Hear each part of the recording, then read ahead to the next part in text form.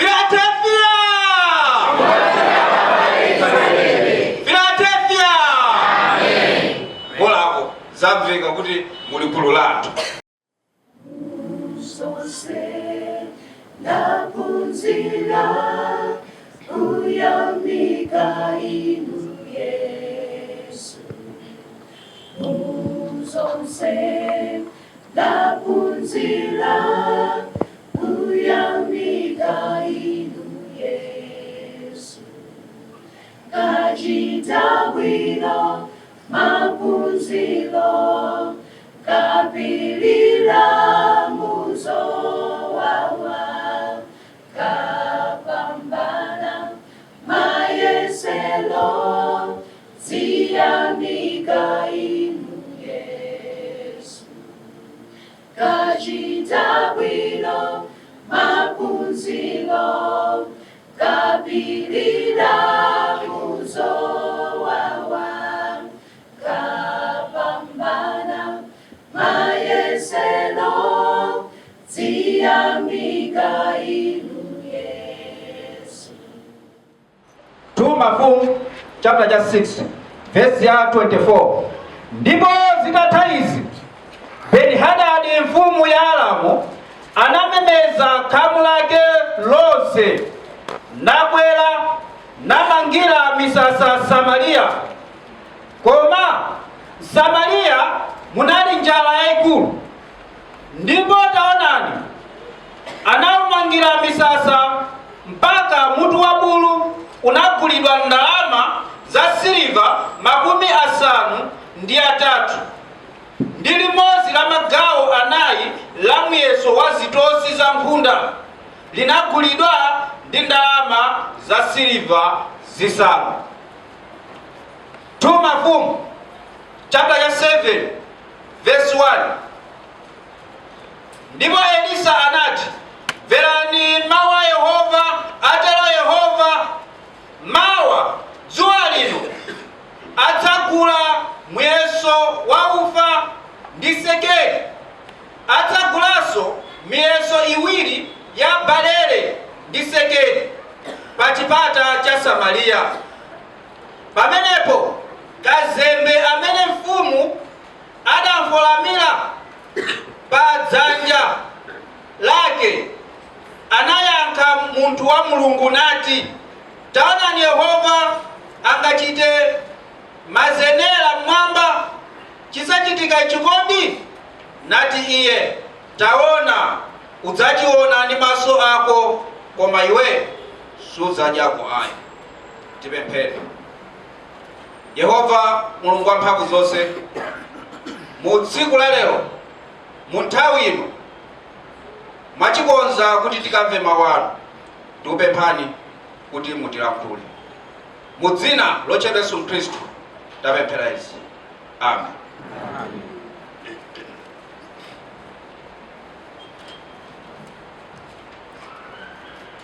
Philadelphia! Sindikukumvani bwinobwino yayi. Mulipo anthu ambiri koma mawu sakumveka bwinobwino, manja ndikuwaona koma mawu sakumveka bwinobwino. Philadelphia! Philadelphia! Molako zamveka kuti muli gulu lathu. Tikulandireni okondedwa mwa Ambuye mu nthawi yako masana. Lero pa 20 December changomera Yehova kuti inu ndine lero tipezeke muola la lero muno pano pa Mpesa SDA Church. Poyambirira tufuna tithokoze magulu awiri amene ayimba apa, amene apatikizana Amazing Chorus komanso Salvation Melodies. Ayimba nyimbo ina imene anayimba pa zobereka, komanso ayimba nyimbo ina imene amati akuzusira mtumiki. Deno mukamvera nyimbo zisikuti zikusiyana kwenikweni. Utenga ndionena kuti ndiothokoza Mulungu. Kuthokoza Mulungu muzonse. Mukamvera nyimbo yambirirayo amanena kuti muzonse taphunzira kutani kodi? Kuyamika Mulungu. Komanso nyimbo inayi aonena kuti tikuthokoza Mulungu chifukwa chotisunga ndi moyo mu chaka chonsechi. muchakachi zachitika zinthu zambiri, takulakwirani mu zinthu zambiri, koma tikuthokoza Mulungu potisunga chani koti ndi moyo. Imeneyi ndi nyimbo, komanso limenenso ndi chani kodi ndi pemphero. Chifukwa chani limeneli ndi pemphero la wina aliyense limene akuyeneka kumuthokoza Mulungu akumwamba kuti lero lino ndili ndi moyo chifukwa cha ndani kodi cha Yehova. Sinayeneka kukhala ndi moyo ayi, koma ino mwachipanga kuti ine ndikhale ndi chani kodi ndi moyo. Tathokoza kwambiri gulu la Amasa chifukwa akaphatikizana akutchedwa kuti Amasa. Mutu wa uthenga tautchula kuti chani paja tsiku la uthenga wabwino. Tsiku la uthenga wabwino ndiye tinawerenga mu buku lopatulika kuchokera ku 2 Mafumu chapter cha 6. Ndiyeno tinawerenga mu 2 Mafumu chapter cha 6, tinawerenganso 2 Mafumu chapter cha 7. Kuwerenga kuja tinawerenga kuti tikhale ndi chithunzithunzi kuti nkhani ikutani. Bible likufotokoza kunena kuti mu nthawi imeneyo pamene mu dziko nthawi imeneyo mtundu wa ana a Israeli pamene amakhala, panalinso mtundu wina umene umatchedwa kuti mtundu wa Aalamu. Ndeno Bible likutiuza kunena kuti pamene Aisraeli amakhala nthawi zonse gulu limeneli, mtundu umene wa Aalamu umakhala ukumenya nkhondo pafupi ndi Aisraeli. Mukabwerera mbuyo mupeza kunena kuti anafunanso kumenya nkhondo ndi Aisraeli. Mwakuti mu Israeli munali mtumiki wa Mulungu otchedwa Elisa. Aalamu samamuona bwino Elisa, amadana naye chifukwa chokuti amatha kuwauza Aisraeli za kuti amenyedwa nkhondo kapena kuti amangiridwa misasa. Ndiyeno mukachoka kumbuyoko mupeza kunena kuti Aalamu samachirapabe, samasiyabe, komano mu nthawi Bible fotokoza kunena kuti mtundu wa Aalamu unamangiranso misasa ana a Israeli. Komano tinawerenga pamene tinawerenga kuyambira mu chapter cha 6 akufotokoza kunena kuti mu nthawi imeneyi kunena kuti mu dziko mu mtundu wa ana a Israeli dziko lonselo kunali njala. Ndeno Bible afotokoza kunena kuti njala isinali njala wamba, inali njala yayikulu. Inali njala yayikulu yonena kuti chakudya mudalibe mu dziko la Israeli. Ndiye mukawerenga chapter cha 6 yokumatsika mupeza kunena kuti akufotokoza kunena kuti zinafika ponena kuti mayi wina ananena kuti kodi pamene pandiye tipanga bwanji kuti tije kuti tikhuti. Kuyang'ana kunduku akupeza kuti chakudya sichikupezeka. Nthawi ya mbuyo anthu amatha kupeza zokudya mwina mchire, kukafufuza kuchire akupeza kuti chakudya sichikutani kodi sichikupezeka. Ndiye adakhala kuti nanga titani kuti tije tikhute. Ndiye wina ananena kuti tije tikhute tapeza plani imene ilipo ndionena kuti iwophe mwana wako timudye amene. So tikamudya kenakonso ndizapha mwana wanga timudani kodi timudye. Mu plani yawoyo sitikudziwa kunena kuti anakadya anthu angati, atamaliza kudya anthu sitikudziwa kuti akanatani. Komano Bible linalemba zimene zizi kuti timvesese kunena kuti mu dzikomu munali njala yoopsa, chakudya sichinapezeke, pofikira kuti anthu adaganiza zofuna kudyana munthu ndi mnzake. Bible likufotokoza kunena kuti mfumu zidamukwiyisa, ndipo mfumu adakhuzidwa kwambiri mwakuti mtima okhulupirira Mulungu udamuchokera. Anang'amba zovala zake, adapanga nayenso maplani ofuna kumupha Elisa chifukwa mu dziko munali njala. Akapemphera kwa Mulungu amaona kuti Mulungu sakutani kodi sakuyankha. Ndamaona kodi ndizimukhulupirira Mulungu chifukwa chani pamene ndikapemphera palibe chimene chikusintha, sakuyankha. Ngakhale adapita kwa Elisa anakanenanso chimodzimodzi, tilindira kwa Mulungu chifukwa chani popeza Mulunguyo sakuyankha. Ndeno amene amalumikizana ndi Mulungu ndi Elisa ndi adaganiza okamupha Elisayo. Bible likufotokoza chomwecho. Koma ngakhale akanamupha Elisa ndiye kuti yankhobereza kudya, ngati Mulungu sakuyankha chakudya sakanachitani kodi sakanachipeza. Ndeno Elisa mu chapter cha 7 ndi chimene akufotokoza kunena kuti kumuuza mfumu ndi mnyamata ake amene anapita kupita kuti akamupe, kunena kuti ayi musadandaule, chakudya chiyamba kutani koti chiyamba kupezeka. Ndeno amene amayenda ndi mfumu ya Israeli ndi pamene akuyankha kunena kuti kodi kumwamba kukhala mazenera kuti chimenechi chikachitike? Ndi anamuwuza kuti okay, iweyo uwona zimene zizi zikuchitika koma iwe sudani kodi sudya. Anthu adya koma iwe sudani kodi sudya. Inali njala yopsa kwambiri, chifukwa Bible ifotokoza kunena kuti anthu adafika pomadya zitosi za nkhunda. Anthu kukakhala njala yopsa anthu amadya deya, njala yopsa anthu amakadya zikhawo. Komano idafika poti anthu amadya zitosi zija kuti cholinga akhale ndi moyo, njala yopsa. Yeno Elisa mtumiki wa Mulungu ananena kunena kuti njala isikhalanso, chakudya chipezeka, ndipo ndiwo muzitani kodi muziona. Tikawerenga Bible kumatsika tipeza kunena kuti ndiwerenge pa 2 Mafumu chapter ya 7 ndingowerenga verse ya 3 ndi tikapang'ono. Anena kuti koma polowera pa zipata panali amuna anayi akhate, nanena wina ndi mnzake, tikhaliranji kuno mpaka kufa? Tikati tilowe m'mudzi muli njala, tidzafa momwemo. Tikakhala pano tidzafanso. Tiyeni tsono tigwe ku misasa ya Aramu. Akatisunga ndi moyo tidzakhala ndi moyo, akatipha titangofa. Verse 5 de pa verse 5 akutiuza kunena kuti kunali anthu akhate okwanira anayi amene amakhala pa zipata. Akhatewa amakhala pa zipata kuti nthawi imeneyo akhate samaloledwa kukhala ndi anthu, chifukwa chonena kuti akhate wakakhala ndi anthu ndiye kuti amene akhale nawonso apasira chanu kodi khatelo. Ndiye kuti anthuwo asakhale ndi khate, enawo amene ali ndi khatewo amachosa ndikukakhala kunja kapena kuti pa zipata. Koma nawonso amafuna kuti adye, ndiye amapeza abe chokudya kuchokera kwa anthu omwewa anali ndi njira zawo zimene amapasira chokudya, koma amakhala pa chipata. Ndiye koma ku dziko la Israeli akuti kunali chani kodi kunali njala. Ndiye amawuzana maplani kuti kodi titani tikakhala pano tifa ndi njala kuti tizingokhala pano. Tikapitanso kuti tikalowe m'muzi atiphakonso kumene koko. Ndiye tipange bwanji? Tipite kumene kuli mtundu wa Aramu, kumene kukupezeka chokudya. Tikapita kumene koko ngati angakatisiye ndi moyo ndiye kuti basi tapulumuka, zili bwino kwa ifeyo.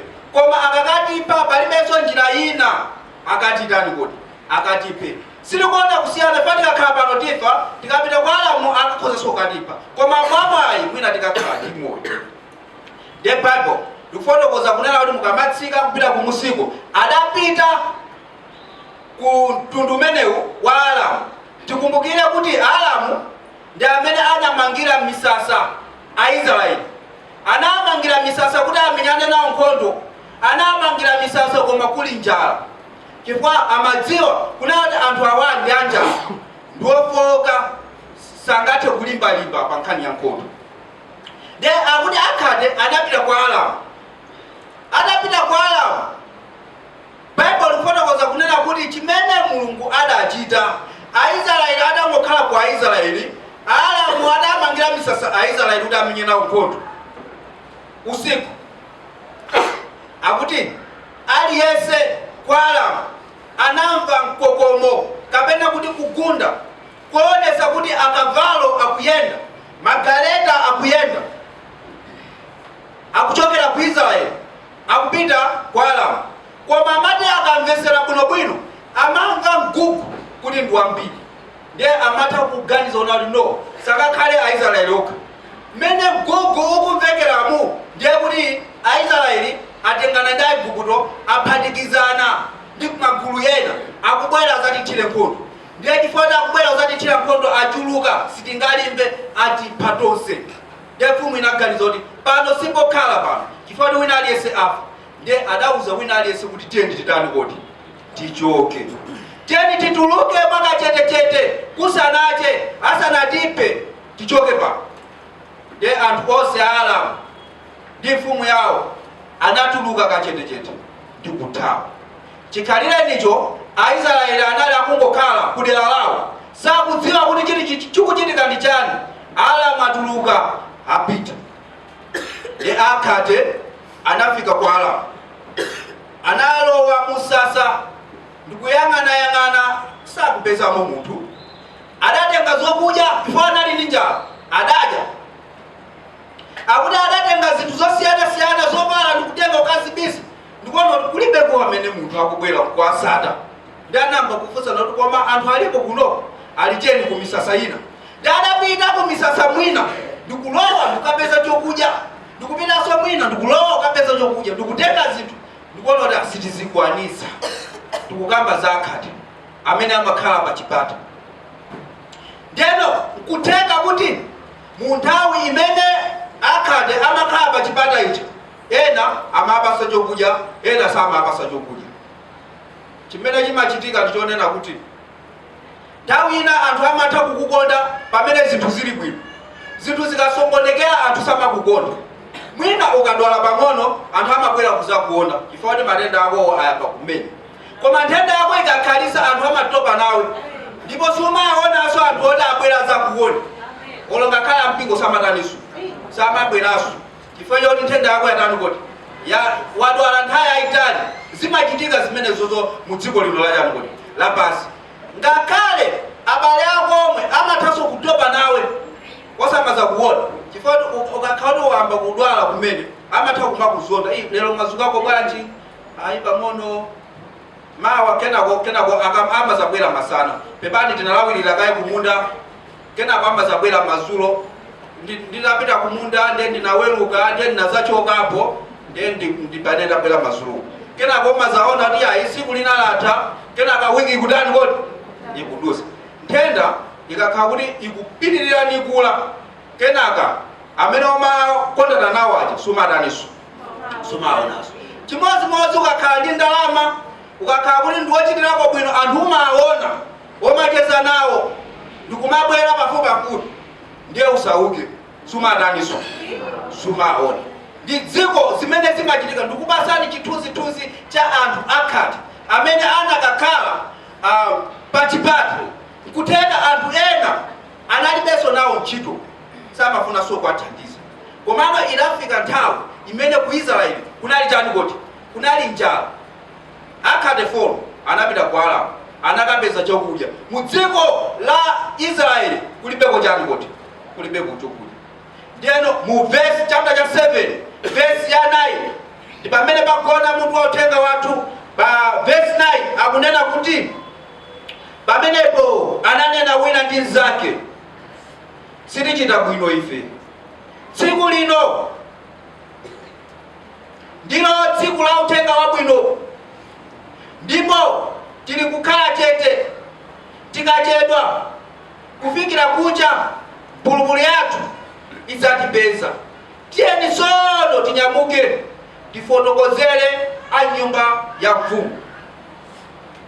Ndiye tikawerenga kutsika kumusiko verse ya 18 alala kuti ndipo kunachitika monga adanena munthu wa Mulungu kwa mfumu ndikuti adzakula miyeso iwiri yapalele ndi sekeli, adzakulanso muyeso waufa ndi sekeli kudzatero mmawa dzuwa lino pa chipata cha Samariya.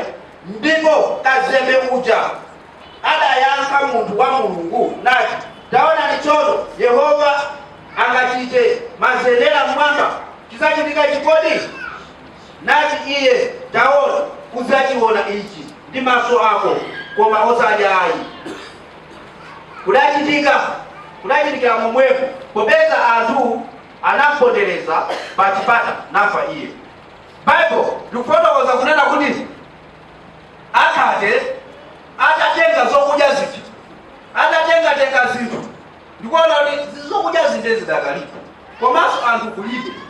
Ndeno amakambirana mmodzi mwa iwo ananena kunena kuti ifeyo tikakhala pano ndikumangoja zinthu zimangokhala nazo toka sitidani kodi sitichita bwino sitichita bwino. Komano tiyeni tinyamuke mukawerenga kupita kumusi kwamupeza tiye tinyamuke tiafotokozere anthu amudzi nawonso apeze chakudya abwere nawonso apeze azazionere okha. Inde ife takuda koma anzathu sanatani kodi sanakuti ndanena kuti tsiku lino ndilo tsiku la uthenga wachanu kodi wabwino. Tsiku lino ndilo tsiku la uthenga wabwino. Akhate adaona kuti tsiku limenelo linali tsiku la uthenga wabwino chifukwa anapeza zinthu zimene iwowo samaziganizira kuti angathe kuzindani kodi kuzipeza. Linali tsiku la uthenga wabwino limene adaganiza kunena kuti nthawi ino ni nthawi imene tikanyamuke kwauza anzathu kuti nawonso apeze chokudya. Sikanatha kuteka osakawauza Aisraeli kuti uko kuli chokudya iwo akadadya ndikukuta, koma Aisraeli sikanatha kuteka chifukwa alibe wauza akanathanso kukhala ndi njala sikanatha kuteka. Koma chidakomera iwo kuganiza kuti tsiku limenelo linali tsiku la uthenga wabwino. Okondedwa, Mulungu atichitira zinthu zambiri pa moyo wathu. Tidayamba taganizapo kuti Mulungu adatichitira zabwino ngati nyimbo imene amayimbira muja kuti nthawi imene achitira zabwino imeneyo linali tsiku la uthenga wabwino. Ambiri sitidafotokoza timangozisunga timangoona kuti zikutichitikira basi bola zikutitani kodi zikutichitikira zikutiyendera bwino bola zikutitani kodi zikutiyendera bwino. Koma akhate adaganiza kuti tsiku limenelo linali tsiku la uthenga wabwino linali tsiku loti akauze ndani kodi anzawo kuti nawonso apeze chokudya. Ngakhale timakumana ndi mavuto osiyana-siyana pa moyo wathu tindi mavuto osiyana-siyana koma sitinganene kuti Mulungu sadatichitireko zinthu zabwino. Sitinganene kuti anthu ena ake sadatichitireko zinthu zabwino. Kodi tidamba takambapo zabwino zimene Mulungu watichitira kwa anthu ena? Kodi tinamba takambapo zabwino zimene anthu ena atichitira kuti anthu enanso aphunzire? Kodi anthu ena muli pa ntchito komano mmapeza mwayi wa ntchito kuti anthu ena akozanso kulowa ntchito koma timatha kuwapondereza anzathu osanani kodi osawauza pamene munthu wina wake mutamuuza akanatha kutani kodi kulowa pa ntchito pamene pacha nthawi imene mwauzidwa kapena nthawi imene mwaona kuti pali mpata ponena kuti pa ntchitopo wina wake akhoza kulowa. Dziwani kuti tsiku limenelo ndiye tsiku la chani kodi la uthenga wabwino. Mupeze wina wake akapeze chani kodi ntchito.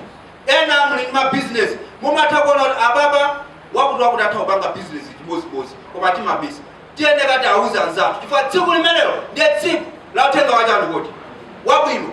Zinthu zosiyana-siyana titengepo chisanzo kwa anthu akhate adaona kuti tisazikundire tokha ayi tiyeni tithandizaneni ndi anzathu. Anthu ena apezeko bwino anthu ena adyeko apeze chokudya nawonso akute. Tisakhale ndi moyo wozikonda. Akhristu timakhala ndi moyo wozikonda koma Bible kutiphunzitsa kuti tizikumbukira kukhala ndi uthenga wabwino kwauza anzathu. Tatiyeni tuwerengeso Mateyu chapter 9.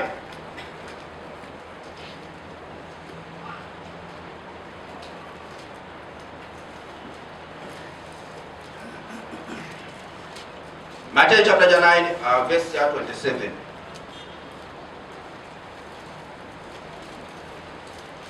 Verse 27. Mukawerenga verse 27 ukafika verse 31 mumva munthu wakulona kuti Yesu achirisa akhungu awiri ndi wosalankhula. Ndeno ndiungowerenga situwerenga zonsezo tuwerenga verse 29 fika 31. Verse 29 aonana kuti pomwepo anakhuza maso awo nati chichitidwe kwa inu monga chikhulupiriro chanu. Ndipo maso awo anapenyuka ndipo Yesu anawauzisa iwo nanena yang'anirani asadziwe munthu aliyense. Verse 31 koma iwo anatulukamo nabukisa mbiri yake dziko lonse. Tikuona kuti Yesu akuchirisa. Nde Yesu pamene anachirisa anthu awasawala akunena kuti Yesuyo ndi amene adanena kunena kuti nyamukani koma musauze munthu wina aliyense. Ndakuchirisani koma musatani kuti musauze wina aliyense. Koma Bible pa verse 31 akunena kuti anthuwa atanyamuka anapita kukabukisa mbiri ya ndani kuti ya Yesu, kuti ngati tikuona ifa ndani kuti cha Yesu Kristu. Yesu amanena kuti asakauze anthu nthawi imeneyo kuti Yesu atamba kumene utumiki wake. Komano tikuona chimene chidali katikati mwa anthuwa akuti adabukisa mbiri ya Yesu chifukwa cha zabwino zimene Yesu wapanga wachirisa. Anaona kuti tsiku limenelo linali tsiku la uthenga wabwino. Ndi anaona kuti inde tawuzidwa kuti tisanene, komabe tiyeneka tikarani kuti tikauze anthu za mphamvu ya Yesu, kuti Yesu ali ndi mphamvu yochirisa. Ndiye akuti mbiri ya Yesu inabuka posiposi. Ndiye taphunzira kuona kunena kuti anthu akhate adaona kuti tsiku limenelo linali tsiku labwino la uthenga wabwino. Apanso tikuphunzira kuona kuti anthu amene anali osaona Yesu adachirisa akuona linalinso tsiku la uthenga wabwino kupita kubukisa mbiri ya Yesu Kristu. Kodi zimene Mulungu atichitira tikungokhala nazo? Tauza anthu ene panopa tikumaliza chaka muchaka chonsechi Mulungu akuchitirani chani? Kodi anthu ene angaphunzire chani kuchokera ku zimene Mulungu inuyo wakuchitirani? Chimenecho ino ndi nthawi yokuti tithe kunena za uthenga wabwino wa Yehova Mulungu wakumwamba. Tikawerenganso Marko chapter 1, Marko chapter 1 verse ya 40.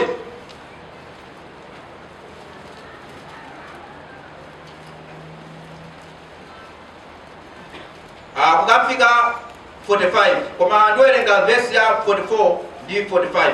Verse ya 44 anena kuti nanena naye, ona usati unene kanthu kwa munthu aliyense, koma muka ukazionesere kwa ansembe nubereke pa makonzedwe ako zimene adalamulira Mose zikhale umboni. Verse 45, koma iye anatuluka nayamba kulalikira ndithu ndi kubukisa mawuwo, kotero kuti Yesu sanadziwanso kulowanso poyera mudzi, koma anakhala padera mapululu, ndipo anadza kwa iye anthu akumalo onse. Yesu adachirisa wakhate. De monga tamvera kuti ndamene anachirisa osaona akumuwuzanso kunena kuti ndakuchirisa koma usatani kuti usauze munthu wina aliyense.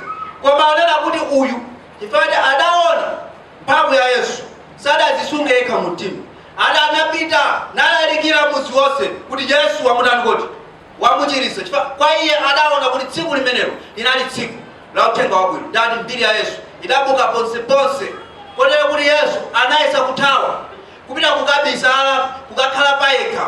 Koma anena kuti anthu ambiri anapitapo kupita kuti akamvesere mawu a Yesu, kuti Yesu atilalikira zotani, kuti akamvesere uthenga wabwino. Anthu amapita kwa Yesu chifukwa adamva munthu amene adaona kunena kuti si chinthu chabwino kuti zimene wamva angozikhazika, koma athe kuwawuzanso anthu ena. Sikutiphunzisabe ife inuyo ndine kunena kuti tilalikire uthenga wa Yehova. Pamene tidaphunzira za uthenga wa Yehova, tiyeni tilalikireni uthenga wa Yehova. Ngati sitimalalikira uthenga wa Yehova, tsiku la lero ndiye tsiku kuyambira lero lalalikira la uthenga wabwino.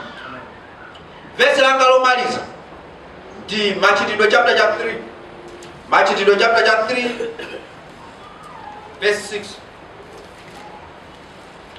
Sikhani ya chilendo ndipo werenga apo ndi apo fodeni nkhani yomaidziwa.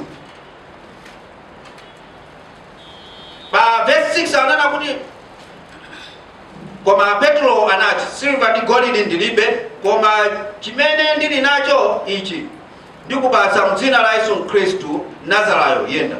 Ndipo anamugwira iye kudzanja lake lamanja nanyamutsa, ndipo pomwepo mapazi ake ndi mfundo za kumapazi zinalimbikitsidwa, ndipo anazunzuka nayimirira nayenda, ndipo analowa pamodzi nawo kachisi nayenda nadumpha nayamika Mulungu. Nkhaniyo ndi nkhani imene kufotokoza za munthu amene anali wopunduka. Uyu anali wopunduka chibadwire.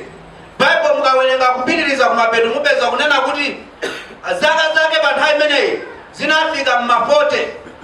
Adabadwa wopunduka mpaka zaka za *40 ali wotani kuti wopunduka. Ndiye mupeza kunena kuti mukawerenga Baibulo limafotokoza kuti munthu amene amakhala pa khomo la kachisi. Anthu aja timaphunzira aja akhati aja amakhala ku chipata, koma uyo amakonda kukhala pafupi ndi pa khomo la chani kuti la kachisi. Ndiye akunena kuti Baibulo limafotokoza kunena kuti cholinga chimene amakakhalira chokuti anthu akamapita kumakalowa mkachisi amadziwa kuti anthu amene akuti ameneko akakhala ndi zopereka, ndiye azikapereka, ndiye amapempha kuti azimuthandiza chifukwa iyeyo amafuna thandizo la azipeza chokudya ndi zina zotero. Ndiye amapempha pamene paja muone kuti kuchokera chibadwire chake ndi kumakula, ndiye wakula mpaka mafika zaka za *40, ndiye amangopempha. Si kutanthauza kuti analibe abale ake, mene amakakhala pamene abale ake anali nawo, komano abale ake zikusonyeza kuti anamuthandiza, komano zinangofikira ponena kuti ababa ndiye kuti feyo tikayendera ya uyu sitizigwira ntchito, komano aona kuti thandizo azilipeza pati, ndiye thandizo amalipezera pati pamenepo. Ndiye Baibulo likufotokoza kunena kuti tsiku lina Petro ndi Yohane amapita kukachisi, ndiye adampeza amene ali pamene pa wopunduka chibadwire, ndiye akumufunsa kuti kufuna tikuchitire chani. Iye amapempha siliva ndi golide, amapempha ndalama. Ndiye anena kuti iye ananena kuti Petro ndi Yohane ananena kuti siliva ndi golide ife titani kuti tilibe, koma mwa Yesu Mnazarayo tani kuti yenda. Mphamvu imene anampasa apa Baibulo likuchita kufotokoza bwinobwino kuti anamugwira, ndiyeno chifukwa ndi mnyendo yake inali yopuwala mmene amayima, ndiyeno mnyendo yake inayamba kutani kuti kulimba, kenaka kupezeka kuti wayima bwinobwino. Ndiye akuona kuti chibadwire sanayendepo, akuponda mwendo, akuona kuti zikutheka akuponda, wina uso zikutheka kutani kuti akuponda, amusiya sanamugwire, akuti akuona kuti wayima yekha, akuona mmene anthu ena amayendera pawo kosagwiridwa, nayenso wamba kutani kuti akuyenda ali ndikuyenda ndiyenda. Ndiye ati chimene anapanga iye sananyamuke kumapita ku nyumba, adapita kukalowa mkachisi. Ndiye atakalowa mkachisi sitikudziwa kuti nthawi imeneyo mkachisi munali mukuchitika zotani. Tikuganizira kunena kuti timayimba nyimbo busa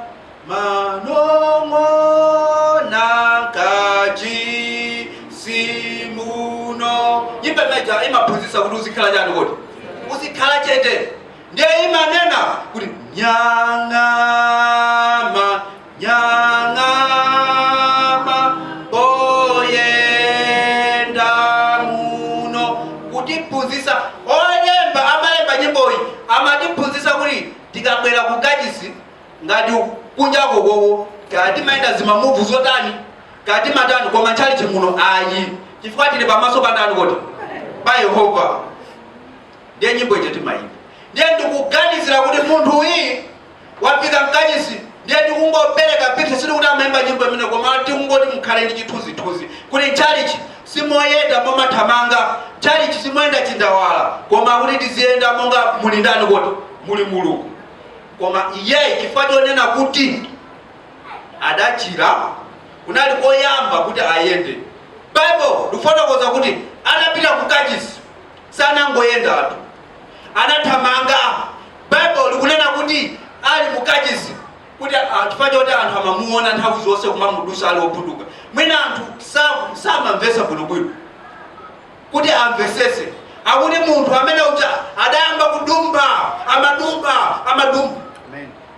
Zikoza kutheka kuti kunali phunziro lako tale, iye samamvesera phunziro lako tale pia, anangolowa pakhomo ndikuyamba kuti ali kudumba. Zikoza kutheka kuti kunali ulaliki, ndiye sanapange zokuti amvesere ulaliki, koma iye anapita kumatani kuti kumadumba. Baibulo lafotokoza chomwecho. Ndiye anthu anadabwa, kusana kuti sono uyu akudu afike madikoni ndamana namba kono pali wina akosokoneza chali chimono ndi ntchito ya madikoni mene wina akosokoneza akudumpha choncho bali ndiye kunali kufusa atabwera kuti uyu ndani wachokera kuti kwene ndo mpingo wanjo chifukwa munthu wina akamachita zosemphana ndi zimene mpingo umapanga timakhala ndi galizo amene iye kulipo kumene wachokera mwina ndo mpingo wina ndofunika kumuthandiza kuti atakamfikire ndani ndikukhulupirira ona kuti ena anapita kuyesayisa kuti mwina amugwira amunomoneza amuuze kuti akulu tili kaisi mwachani kuti mwa Yehova kwa Bible kunena kuti iye anapitiriza kudumba kujowajowa chalichi ndeno amanena kuti tsopano wachirisidwa de ena anamuzindikira kuti uyu amakhala pa khomo lachani kuti lakachisi koma tsopano wayenda bwanji amene zaka zokwanira 40 akukhala bebe wayenda bwanji zatheka bwanji kuti ayende chachitika ndi chani uyutu mene amathamanga kupita kusogolo kumakajowajowa chali chikumajowajowa mapemphero anasungonekera Petro ndi Yohane sikuti anayima naye pamodzi atamuchirisa iye anali kusa liwiro ulendo siwachira basi anali kusa liwiro wantali so Petro ndi Yohane amapita nawo so kuchani kuti kukachisi amasati de adakapeza kulichani kuti chipirikiri chechi munthu wasokoneza kwambiri ndani kudabo kuti suti kukhala bwanji munthu koma akaenda wayenda ndiye mweyi ikanga ndiye mweyi kuvomeza ndi ndani ndi koma wachira bwanji munthu ameneyo pa tsiku la Sabato de adamuona Petro ndi Yohane kuti ndiuyo akuti adathamanga ndikupita so kukamugwira Petro ndi Yohane kuti anthu azione ngati wayenda ngati akudumpha ndi chifukwa cha Petro ndi ndani kuti ndi Yohane de anthu adaziona Petro ndi Yohane ndi amene apangisa zibelezi Petro ndi Yohane anatuluka koma uja anasatira ndi anthu be anasatira kuti no inonso inu ndiye kuti tiyene katigozenge ndi mulandu ochirisa munthu pa tsiku la Sabato koma munthu wachira mwakuti azikondwerera kuti munthu atani kuti wachira koma anthu ena anadabwa ndikuona kuti zazikulu zarani kuti zachitika tsiku limenelo linali tsiku la uthenga wabwino tikuphunzirapo chani tikuona kuti chozizisa chinachitika ndipo adaona kuti tsiku limenelo ndiye tsiku labwino la uthenga wabwino anaona kuti ndisanyamuke kupita ku nyumba komano anthu amene akupemphera akadziwe kuti lero ndi tsiku lachani kuti la uthenga wabwino ninali ineyo wapunduka chibadwire sinimayenda koma lero ndatani ndayenda paiba anga ndigwire ndikuyeneka ndidumphe anadumpha tsiku la uthenga wabwino anthu anazizwa mphamvu za Mulungu wafusa Petro ndi Yohane kodi inu chachitika ndi chani osati ine ayi Petro amene Yohane sati si ine ayi koma mukukumbukira anthu inu Yesu Nazarayo amene adapedwa munafuula mpachikeni mphamvu za ameneyo ndi zimene zamutani kuti zamuchirisa mphamvu zimenezozo zilipo chifukwa yake uyu watani kuti wachira mukapitiriza kuwerenga Bible mumva unena kuti chifukwa cha uthenga wabwino umene wopunduka chibadwire adawulalikira pothamanga kachisi ndikukajowajowa ndi kuwauza anthu kuti ine ndachirisidwa anthu ambiri adatembenuka mitima anthu ambiri adatembenuka mitima ndipo Chikhristu chinayamba kukula kuchokera pa tsiku limeneli anthu ambiri achikunja amene anadabwa ndikuona kuti munthu uyu wayenda ngakhale kumene amayenda iwowo kunalibe kumene zimachitika zimene zizi koma pozitika kuti wayenda ndipo anthu akumva kuti no mphamvu imene yamuchirisa munthu uyu ndi mphamvu ya Yesu Khristu anthu ambiri anatembenuka Bible ifotokoza kunena kuti ndipo anthu anakhalano ndi mtima umodzi zonse amachitirano limodzi chokudya amachita limodzi zinthu zampita pagawana kuchokera mu nthawi imeneyi imene munthu amene wopunduka chibadwire adaganiza kuti no ineyo inde ndachira komano sangoti ndachira ndamba kuyenda komano lero ndi tsiku la uthenga wachani kuti wabwino anthu ena adziwe za uthenga wabwino chifukwa cha chimenecho unyinji wa anthu udatembenuka mitima chifukwa cha chimenecho anthu anatembenuka kumalalikira madera osiyanasiyana mpingo unakula kodi inu mukudziwa muli ndi mbiri zosiyanasiyana zimene Mulungu akuchitirani inuyo mudali mwazifotokoza mpingo ukhoza kukula kuposa mmene ulilimu. Mudali mwafotokozera anthu ena ngakhale anthu amene sanatembenuke mitima akhoza kutembenuka mtima. Tisamasunge zinthu zimene Mulungu atichitira ndikungozisunga kukhala nazo toka. Tizindikire kuyambira lero kuti tsiku lina lililonse komanso kuyambira nthawi ya mbuyomu zimene Mulungu adatichitira tione kuti tsiku limenechi linali tsiku lofunikira kwambiri la uthenga wabwino. Koma chifukwa simunalalikire, chifukwa simunawuze anthu ena, zindikirani lero lino kuti tsopano tsiku kuyambira tsiku la lero ndi tsiku la uthenga wabwino. Anthu ena ngakhale mwa Mulungu amene sakuwadziwa, Mulungu amene sakumutani kuti sakumudziwa, ife tili ndi mwayi timaphunzira tikupezeka mu mpingo unowo. Tiyeni tigwiritse ntchito mwayi umene tili nawo, chifukwa umene ndi uthenga wabwino umene ife tidawulandira, uthenga tisaukhazike. Tiyeni tigwiritse ntchito umene kuti ndi tsiku la uthenga wabwino tilalikireso chani kuti anthu ena. Mulungu potero adzatidalitsa. Muone anthu aja akhate amene nthawi imene adapeza chokudya anthu ena adathandizika nawonso adapeza chokudya, zinthu zinamba kuyenda bwino. Chifukwa chonena kuti anthu ena anaganiza kuti uthengawo asakutani kuti asaukhazike. Munthu amene amadwala, anthu amene amadwala osaona adaona kuti uthengawo asaukhazike, koma athe kuuza anthu ena, anthu ambiri adatembenuka ndikumapita kukamvera kuti kodi Yesu akuti chani. Chifukwa Bible likufotokoza onena kuti anthu aja amapita kukasonkhana kuti akamvere kuti Yesu aphunzitse osati akadya. Pa nthawi iyi adaona kuti anthu wa achiritsidwa amva uthenga uyunso, anthu ambiri adatembenuka. Kodi inu ndini tikutani pamene talandira zazikulu zochokera kwa Mulungu? Pano tikutsekera chakachi ndi Disemba ameneyo, kodi tikhalabe chete tizingozisungirabe toka kapena chifukwa tikuona kuti Facebook yendera bwino, mawu Mulungu tikuwaphunzira bora tidadziwa ndiye mukuona kuti basi zikhoza kungokhala choncho? Ayi, koma tiphunzitse anthu ena muzili zonse. Tiyeni kuganiza kutenga uthengawo ndikupasa anthu ena. Potero Mulungunso adzatidalitsa pamene mpingo wake ukukula, pamene anthu ena akuthandizika muchokudya, muzovala ndi zinthu zina zotero. Mulungunso adzatidalitsa sikuti angatisiye choncho. Tiyeni tithandizaneni wina ndi zake kuti mphamvu ya Mulungu ikaonekere ku dziko lonse lapansi. Mulungu akadalitsa uthengawo, kwa iye kakhale ulemu ndi matamando lero ndi kunthawi zosatha. Amen. Amen.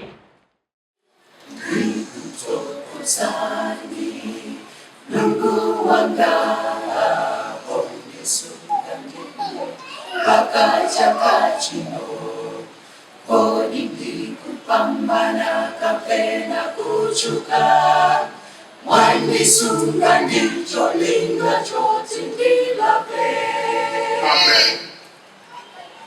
Ndikutokozani Mungu wanga kondisunga ndimo pakachakachino kodi ndikupambana kapena kuchuka, mwandisunga ndicho linga choti ndilape.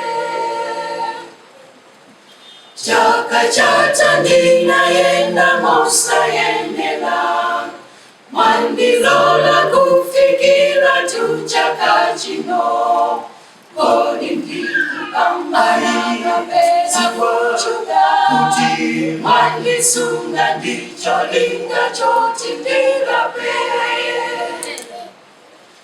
Chaka chata ndinayenda mosayenera, mwandilola kufikira tu chaka chino, kodi ndikupambana kapena kuchuka, mwandisunga ndicho linga choti ndilape.